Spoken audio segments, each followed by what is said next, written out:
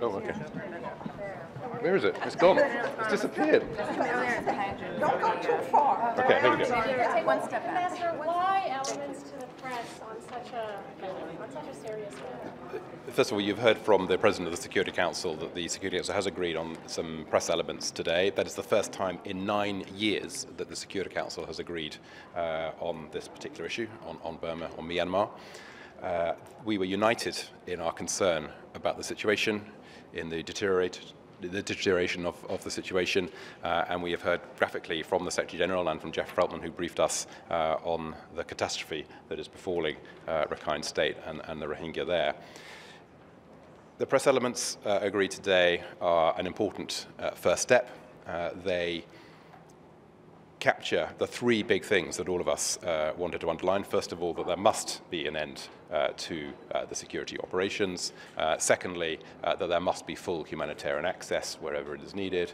And thirdly, that the government of Myanmar has an important obligation in looking to the longer term and implementing the recommendations of the Annan Commission. And I think it is significant, as a penholder, that everyone was able to agree the press elements on those and the other points. Looking ahead, we had some constructive suggestions for further work by the Security Council, including several members calling for an open meeting, which in my national capacity I would support. Secondly, for some further product, a presidential statement, which again we will get to work on. And I would also say that there are, at least to my knowledge, 2 events at the start of next week, the high-level week, which will be focusing on Burma, including one to be hosted by the British Foreign Secretary. Did the majority of members agree on the fact that ethnic cleansing may be happening now in Myanmar? Well, we didn't have a vote on that particular question or a discussion, but in their statements, I think you could take it as read that when the High Commissioner for Human Rights just uses a phrase like that, that has a very significant impact on the majority of members of the Security Council, my own included. Ambassador, how many members of the Council oppose an open session on this issue?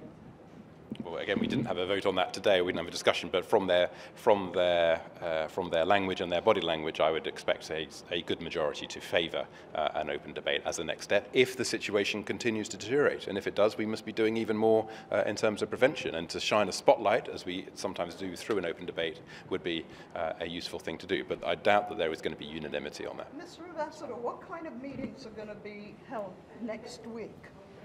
Well, the 2 that I'm aware of, first of all, one organised by the OIC, hosted by Turkey, and the one that I referred to specifically to be co-hosted by the British Foreign Secretary will pull together a smaller group of members of the General Assembly as a whole, at ministerial level, in the early part of next week.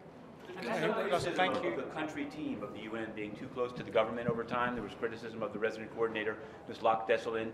Does the UK feel comfortable that the country team has been on top of this issue even prior to this August, quote, terrorist attack that it was referenced in the press elements? Well, one of the points that I made is that several of us around the table, including the UN, have very good and close relationships with various parts of the establishment in Myanmar. Some of us with Aung San Suu Kyi, others with the military.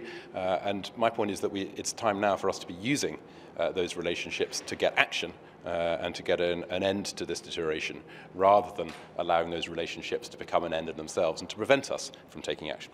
Okay, thank you very much. Bye-bye. Thanks, Ambassador.